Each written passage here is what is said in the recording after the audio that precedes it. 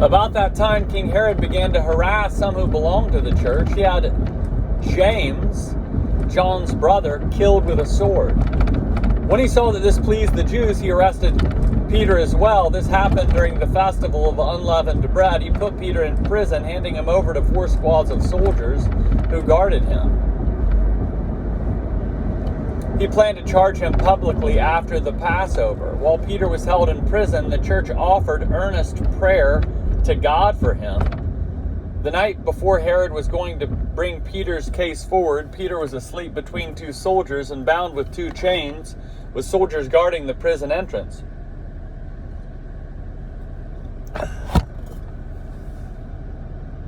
Suddenly, an angel from the Lord appeared, and a light shone in the prison cell.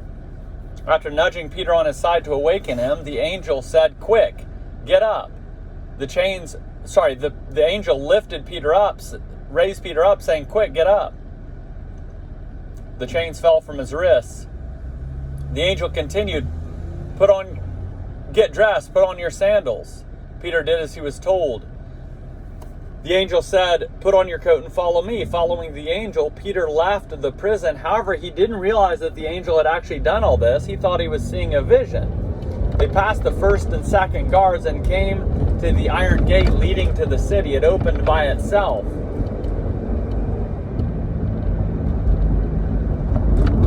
After leaving the prison, they proceeded the length of one street when abruptly the angel was gone.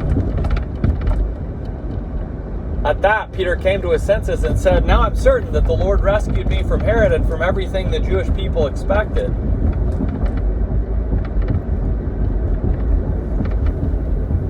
Realizing this, he made his way to Mary's house.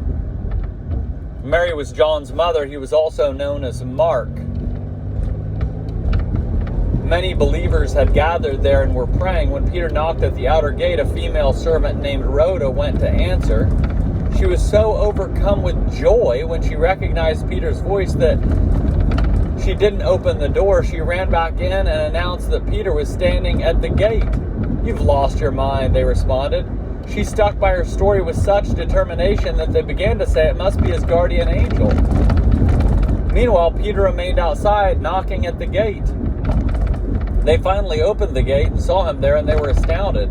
He gestured with his hand to quiet them down, then recounted how the Lord led him out of prison.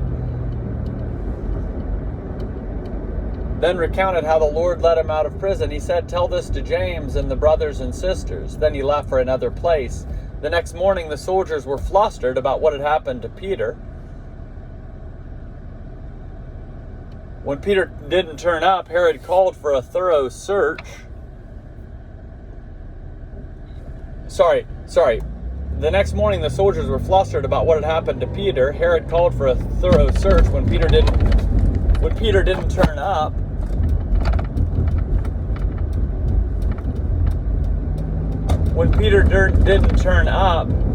Herod interrogated the guards and had them executed. Herod interrogated the guards and had them executed.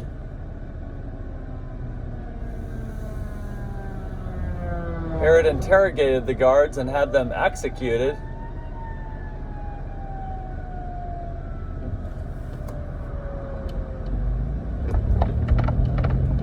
Herod interrogated the guards and had them... Sorry, a little ambulance and police stuff. Herod interrogated the guards and had them executed. Afterward, he left Judea in order to spend some time in Caesarea.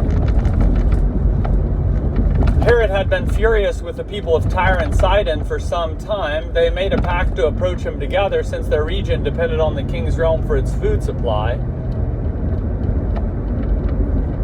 They persuaded Blastus, the king's personal attendant, to join their cause and appealed for an end to hostilities. On the scheduled day, Herod dressed himself in royal attire, seated himself on the throne, and gave a speech to the people. Those assembled kept shouting over and over, "This is a God's voice, not the voice of a mere human."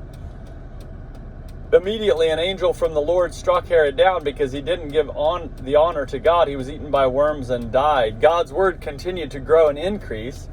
Barnabas and Saul returned to Antioch from Jerusalem after completing their mission, bringing with them John, who was also known as Mark.